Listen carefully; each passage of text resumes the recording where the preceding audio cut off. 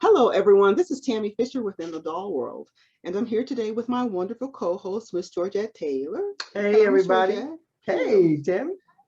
It's good to see you. Nice to see you too. And today's guest is Ping Lau. She is a freelance sculptor. Many of us who are in the reborn world know her sculpts. I love your dolls, Ping. Thank you for joining us today. Thank you for having me. Yes, thank you for being here. Yes. So we're going to start where we start. Please tell us your doll journey, how it began and how you landed where you are here today. Oh, rather long story. Well, I've been drawing and painting my entire life, and I actually started as a book illustrator. But when I came to the US, I found that there was a market and lots of interest in dolls, and I've always loved dolls. So I just decided to try my hand at making dolls, just playing with bits of clay to begin with. And it took several years probably to just get the hang of it. But and then I was pleasantly surprised that people loved my dolls. So I just got into it full time. Yeah, I've been following you for years. Your dolls are just amazing. Just beautiful. Yeah, they are beautiful.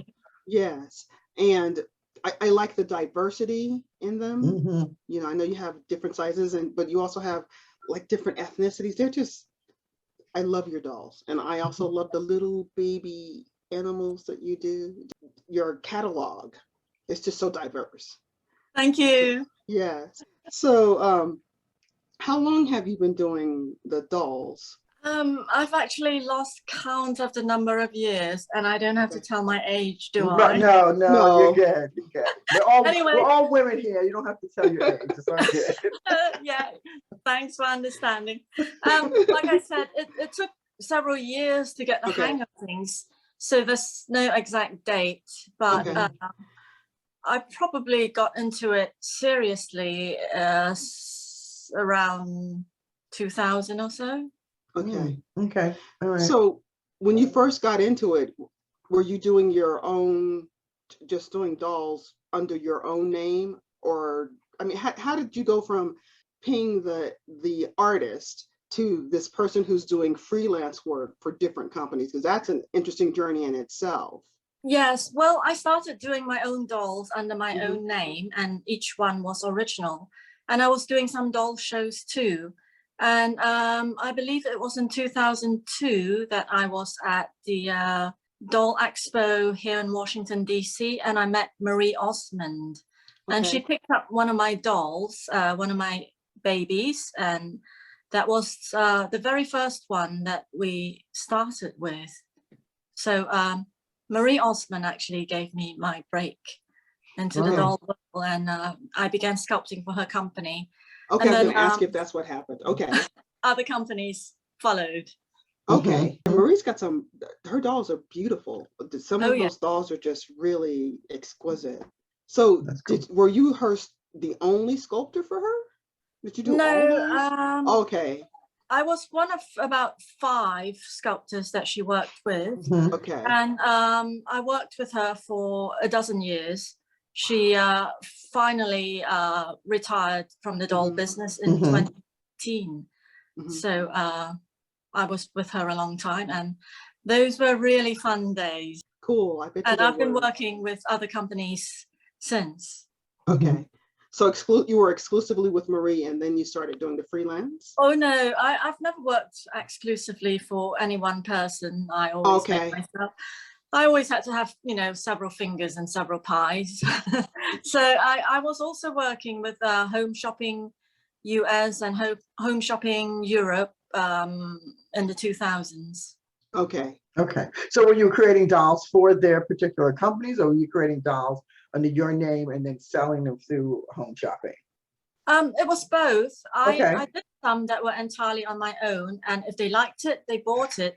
And sometimes they had ideas on what I should sculpt, and they would give me photos to sculpt from, and I would sculpt directly from their design. Okay. Okay. Right. Okay. That's cool. So now the way that I know you as a sculptor tends to be someone who sculpts the majority of your sculpts are of children or, I mean, young, Yes. you know, is that your whole line? Is it, are you exclusively a sculptor of children's? Well, I know you do the little animal, baby animals, but do you do any adult sculpts? Oh, yes, I do adults too. And I've worked with the West Virginia Cultural and History Museum, doing a line of their governor's wives, the first ladies of West Virginia.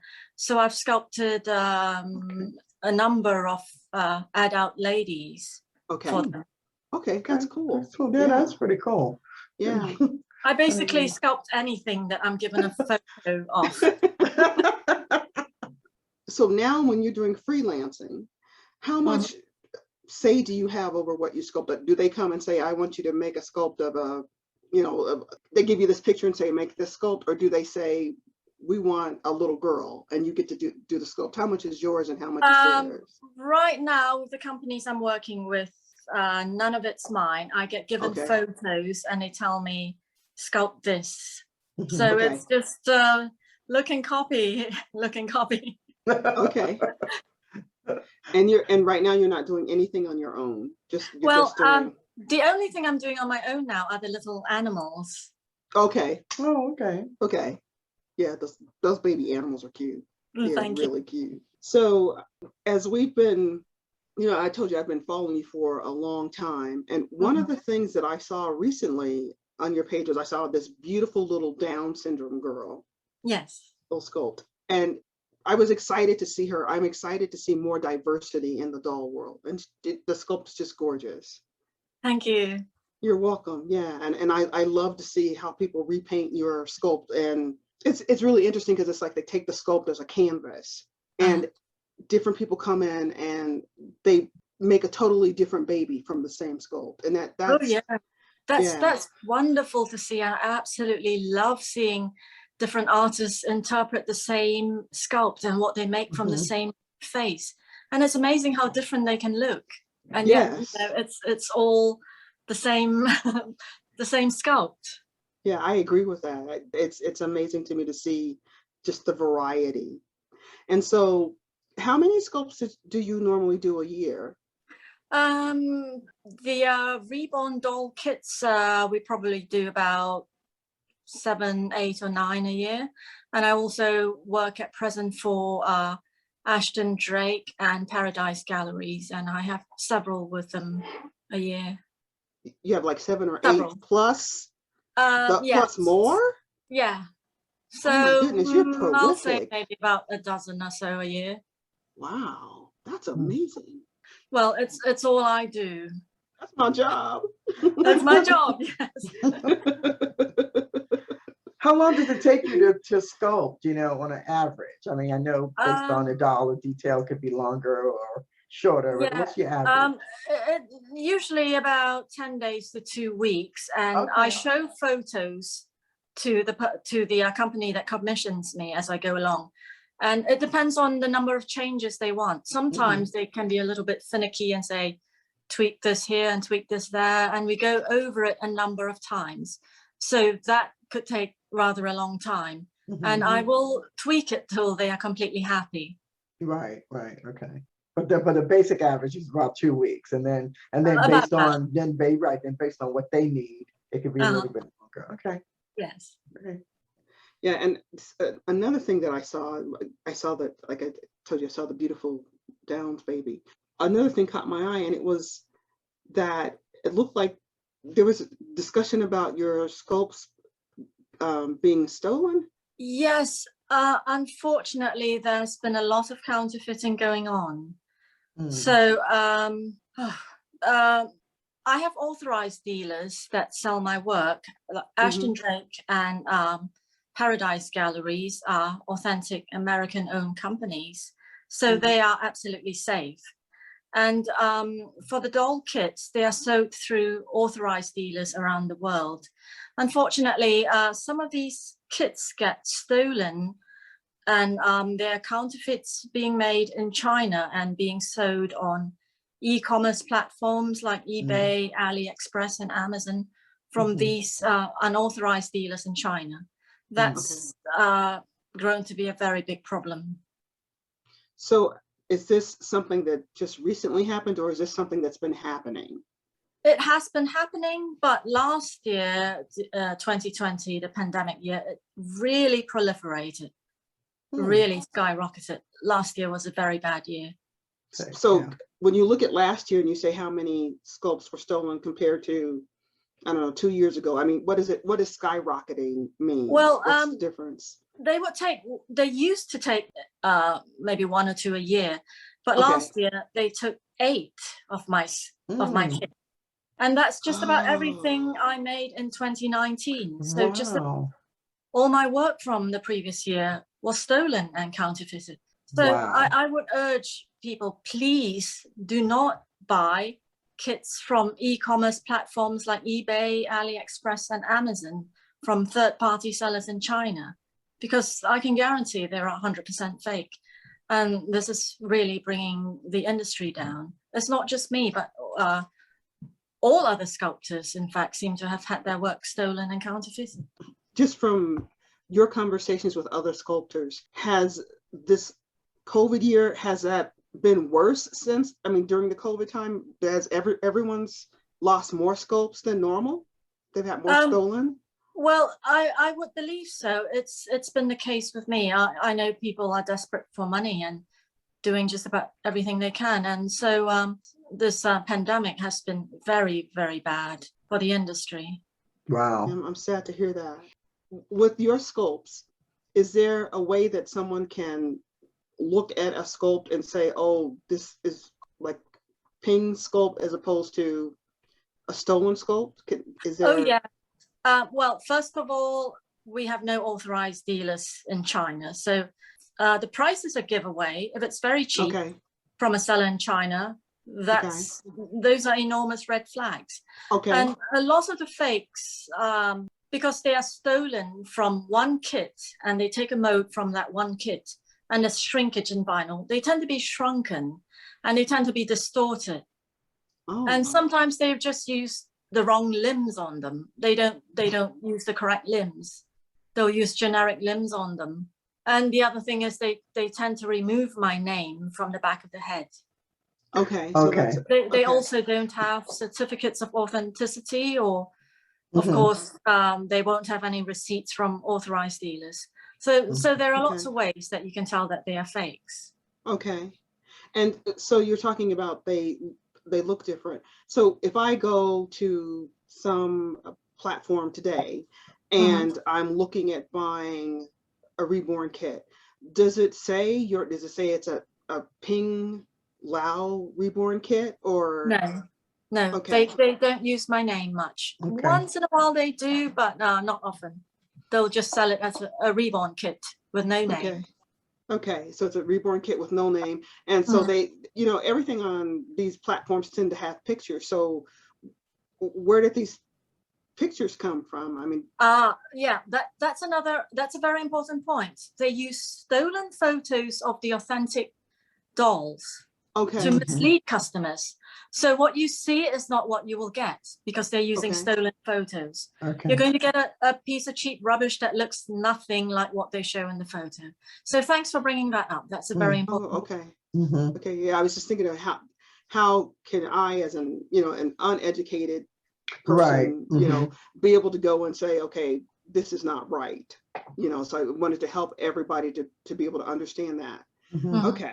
Yeah. The other thing I wanted to ask you, Ping, because I know that this is your livelihood, right? This is what you do, and the amount of dolls that you said that were stolen last year. How does that really affect you? Because I mean, some people may be like, oh well, she's making new stuff, or not thinking that it affects you financially, because these people are mass produce those other dolls. How does that affect you financially, though? With the kits that you're really not producing now. I'm not even thinking about this financially, because it's the heartbreak. I've put heart and soul into these sculptures, and they're just stolen from me. It's like my kids getting kidnapped and mutilated, because that's what they do, mutilation. So the financial aspect, it's definitely important, but it's minor compared to the heartbreak. Okay, understand that. Yes, that's your work. Yes, I totally understand that. And another point I would like to bring up is that these fakes, they don't conform to any known health or safety standards. So they may pose a possible risk to people who buy them as well. And that's a very good reason to avoid them. We don't really know what they're made from or what's in them. So what do you mean? Like, what kind of a health risk? Can you give us some examples of what? I know that you don't know what they're using, but yeah, what in general kinds of things that people could possibly run into? Well, our authorized kits conform to the US and EU safety standards, and that they don't have phthalate in them, phthalates, and that's a known carcinogenic chemical. With the fakes, we don't know. We don't know if they contain phthalates or lead or anything like that. There's simply no control. Okay, that makes sense. Those are the kind of things that and those, like you said, carcinogens and lead. We also know that with lead, you can it can impact the brain. So those are major things that could happen. Yeah, all these are not tested with the fakes, so we don't know what's getting through the consumer. With these fakes. So they are saving a few dollars, but they could end up paying, thousands of dollars later in, medical fees because they got sick or something like that. Because we simply don't know. So why risk your health by saving a few dollars on getting something that's very inferior? You don't know the health and safety risk, and they have no name to them. You're not saving money at all by buying fakes. Okay, thank you. We just needed to. I'm trying to wrap my head around this, and it's like, what does this really mean for me as a consumer? If I buy a kit directly from somebody who is a authorized dealer, and I pay, I'm just going to throw a number out there, $100, but I can go to eBay or some other, online platform and get it for less, and that less may be actually a lot more expensive. So I'm just putting this together. Okay. Thank you for explaining that to us. Well, thanks for bringing that up. And I know I'm not a reborn artist, but I've seen a lot of, videos of people they do the reborning, and they will like paint the doll and then they will heat it up. And my understanding, and correct me if I'm wrong, sometimes, especially when we don't know what's into something, when you heat it up, it could be releasing toxic chemicals just because it's been heated up. Is that correct? Yes, I would think so. Yes. People who have bought fakes unknowingly, they mention a very bad odor with some of the fakes, a strong chemical odor, and we simply don't know what that is. When they this is when they heat it, or they just get it and it smells? They get it and it stinks. Oh, wow. So many people have complained about a strong chemical odor with cheap fakes that they've bought from China, and we simply don't know what that could be. Wow. So you're saying that people are complaining. So do they come to you and I'm just going to ask her that. Yeah. How does that work? Well, I'm in a lot of groups that deal with these problems of fakes. Okay. So there are various groups on Facebook simply dealing with fakes because it's been such a huge problem. And we hear complaints about strong chemical odors. Okay. So you hear complaints within the groups. Have people come to you directly, like after they purchased a doll that they thought was yours and they find something wrong with it or whatever, any complaints? Do they have people come directly to you about that? Not too many, because a lot of the fakes don't even have my name on them, so they don't know who to go to. They don't know the sculptor of the doll until somebody points it out. That makes sense. Yeah, I wasn't sure. Okay. Yeah. I mean, I guess I wasn't sure because sometimes you said they use pictures. So I thought maybe if they use pictures, it would be pictures of your specific doll. You know what I mean? They'll remove any names from the pictures as well. Gotcha. Okay. And if they're already painted, usually, I think, let me ask this question because I don't know if I'm correct or not. So the pictures that they show of the painted dolls, are they normally pictures of dolls that you've painted, or is it usually pictures of reborn, the other people who've taken your kit and reborn? Yeah, from various reborn artists. Okay. There are lots of Okay. very talented reborn artists, Mhm. Oh, and they they've done really are. full work with some of my kits. And if Mhm. they have their pictures out there, these pictures are subject to getting stolen. And the Okay. thieves will remove watermarks and signatures and things like that as well. I know you're a freelance artist. Yeah. So when your work is stolen Mhm. and people make copies of it, does that impact your your contract or relationship with another company? So let's say we have an agreement that you're going to make a baby for me, Yes. and someone steals that baby Uh-huh. and starts selling it wherever. Do I then come back and say, I don't owe you as much money? I mean, does that impact our relationship? I mean, Well, at all? It's actually the responsibility of the company that hires me Okay. to take care of the problem of Mm. the work that I've made for them getting stolen. But Okay. because Good. I'm Okay. the actual sculptor, Uh-huh. I usually own the copyright. It's not always the case, but usually Mhm. I maintain the copyright of the doll. So Okay. if I report these Mhm. counterfeit on the e-commerce platforms, they might take me a little more seriously because I'm the actual copyright holder. Okay. Okay. Yeah. A lot of times when people do freelance work, the person that they do the work for owns it. Yes. So that's good to know. That's very different, because with owning the copyright, that's like indefinite. That depends on the contract. With some of the companies I work for, I turn over the copyright to them, so they Mhm. own the copyright. But with others, like with the doll kits, I maintain the copyright because Mhm. it's Okay. just easier.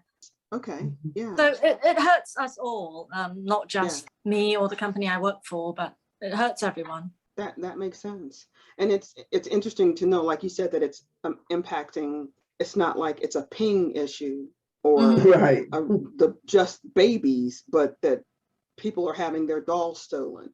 And Yes. and we have seen this before. We saw this with Joseph Zacharias when he was in China and he was having his dolls made. There were some heads that weren't up to standard that were sold on a online platform someplace. And he sent out messages to people saying, look, there's these pictures, and he showed the actual pictures, people had them, and these are not legit heads. And so they do not expect them to be like the ones that I would be making. And in Joseph's case, just like in your case, the dolls were stolen before they were released to the public. Oh yeah, that happens. Yeah. Mhm. So before you get a chance to have your dolls out there, somebody's already Yeah. making and Making selling. them. Mhm. Yeah. Yes. Yeah. That's not very cool for the yeah. No, that is not very cool. Yeah. Not very cool at all. So what do you have? Is there anything that's in place that's happening now to try to reduce the theft? Are there any groups who are looking at that, or how's that working? We're doing all we can, as well as we can. Okay, I didn't know if there Just were some agent, there are agencies that say that the dolls are supposed to not have lead paint. Yeah. I didn't know if there were some international groups who advocate on the behalf of artists or whoever is getting things made and stolen. If there was some group that was advocating on your behalf, so that it's not just the individual artist who's having to fight that battle. Fight it, yeah. Right now, we're all fighting our individual battles, but I wish there were some organization who could represent us all. We really, really need that. Yeah, that would make a lot of sense, because it's it would. With you all, you're making your livelihood on the on the dolls, and then if they get stolen, that's that could be impacting your livelihood. So it would make sense if there was an organization that was there. It would. We really do need something like that, but it's difficult to get things together. If there was an organization, where would it come from? I have no idea. Yeah, I'm just trying to think who would do that. We need someone who has a good knowledge of the law. Yeah, it would have to be a legal group. Well, So have some. yes, so maybe some nice lawyer would volunteer their services.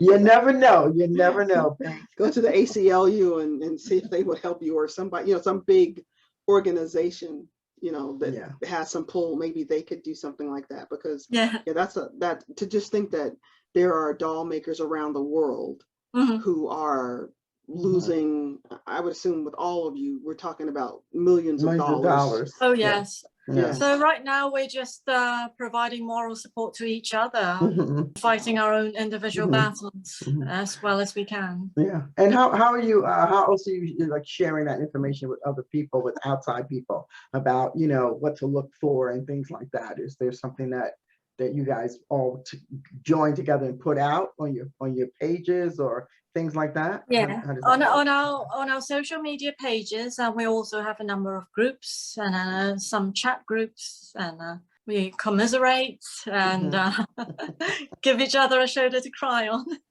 Yes. Yeah, you gotta have that support too within the group, Yeah. Yes. So I just want to be clear.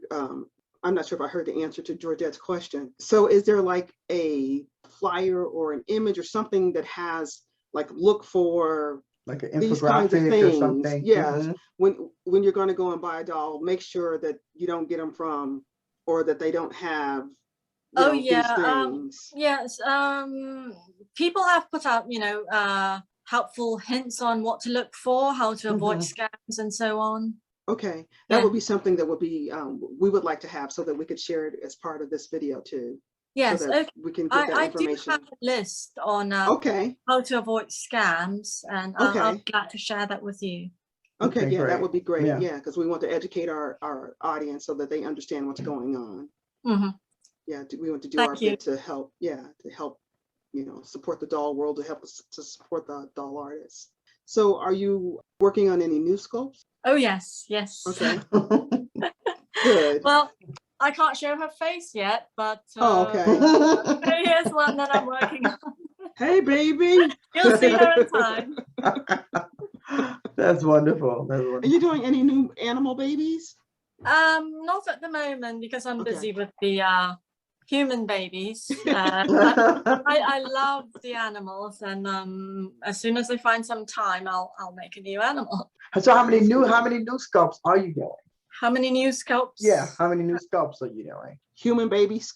Right. Well, I have 2 that are just finished, about to be sent off. Okay. All right, good.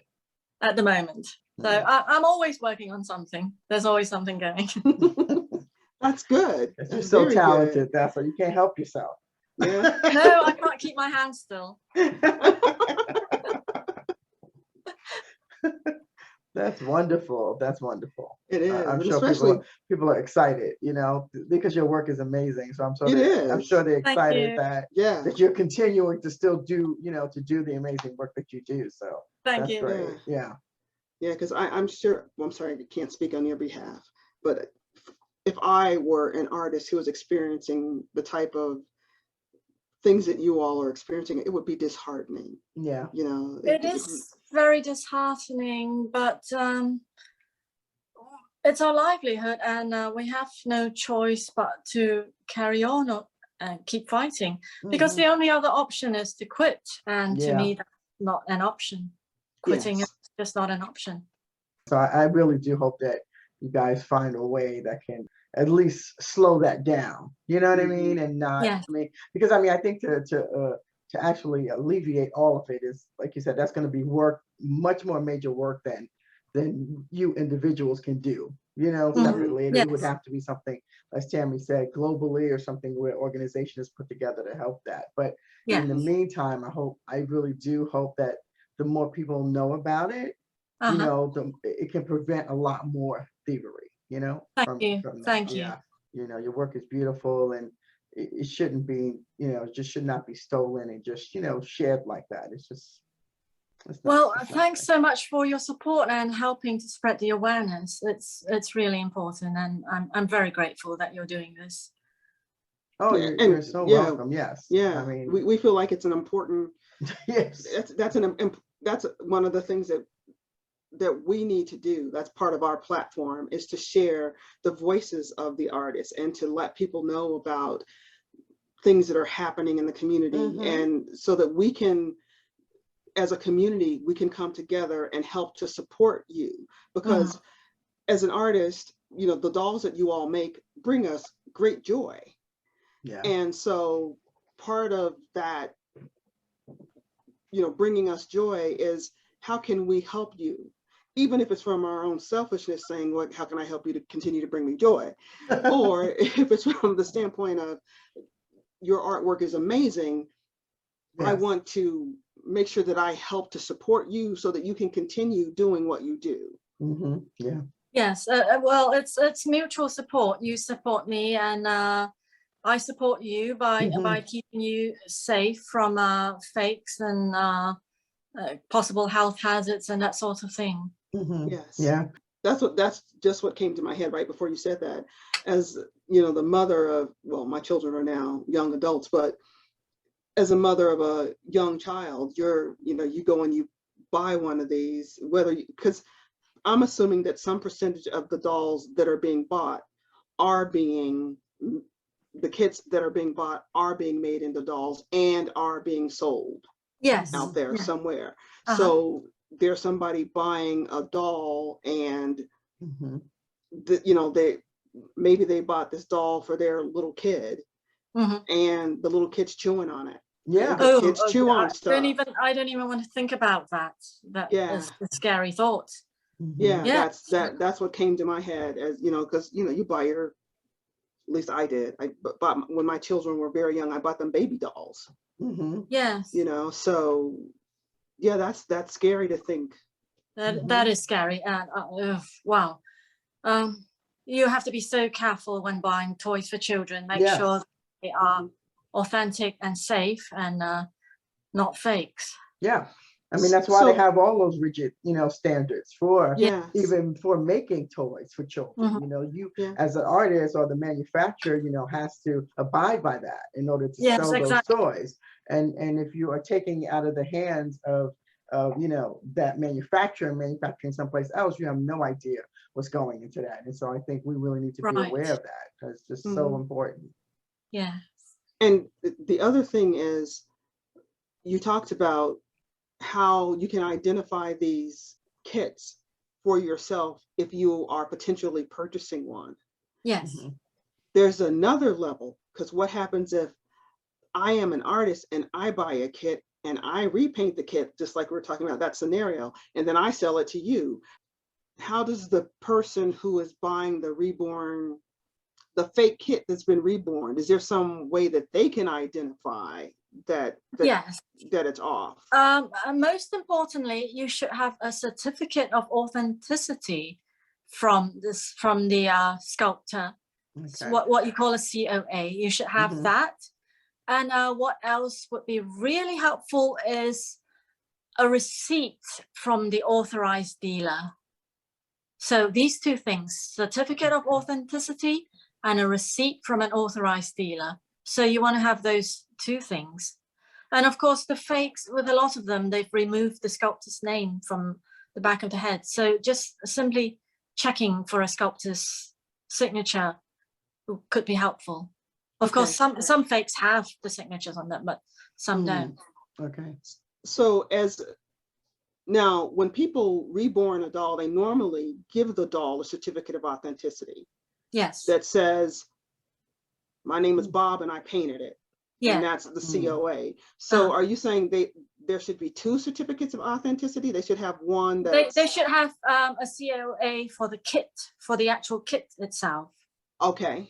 So when you buy a kit from an authorized dealer, it should come with a COA. And of course, the authorized dealer ought to give you a receipt. And we know who our authorized dealers are. So if you have a receipt from one of these dealers, then it's absolutely safe. If you're buying a doll from a reborn artist, you should be expecting to see two certificates of authenticity, as well as a receipt from an authorized dealer. Right.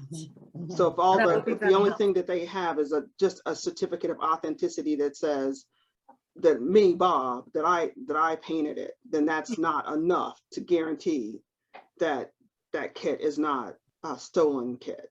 Yeah, not a quite. faked kit. Not quite. You can do a careful examination of the kit to make sure it's full size, because fakes tend to be shrunken, and there are no distortions, and you have the the sculptor's name somewhere on it. Of course, none of it is foolproof. It's just you know, good guidelines. Okay. Good. Unfortunately, we don't have any definite, but at least we can give people a place to start. Yeah. Yes. Good place to start. So this has been important. I'm happy that we're doing this show with you, because I think that it's important that not only in the doll world as a company and podcast support you, but also that we educate our audience so that the doll lovers in the world know what's going on, and so that they can support you, and so that they can also keep themselves safe. Yes. Yes. So thank you very much. And is there anything else that you want to share with us? Like anything interesting? That's all secret, but there are some fun dolls coming your way. Okay, very good. So when will they be released? Your next set of kits and dolls? I ought to have a new kit out very soon. Okay. Cool. All right. Very nice. Yeah. So look out for that. Okay. And thank you for joining us. Thank you for talking to us about this subject, because this is really, I mean, based upon what you're saying, this is really problematic. And again, I found out about it because watching your page and seeing your beautiful dolls, and then I saw that you're posting. But I think that one of the things that most people don't know about with the doll world is the theft. And and I know I didn't, and I'm assuming Georgette didn't, I don't know, but I didn't know about all this theft. Yeah. Before we started doing the show. And since we've been doing the show, it's like, whoa, there's lots of theft going on. And so our audience needs to know so that we can so we can help, help so we can figure out a way to help you guys. Yeah, it's not pleasant, but we need to talk about it. Yes. So thank you so much for bringing attention to it. Okay. And thank you so very much. Yes. So if people want to reach you and to follow you and see your beautiful dolls, where's the best way for them to find you? On Facebook, just type in Ping Lau and it show you my profile page.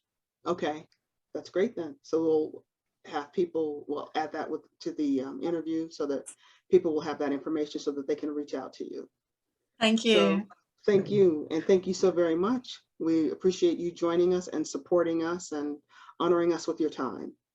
Thank you so much for having me. Thank you, Ping Lau, for being with us in the doll world. We appreciate it.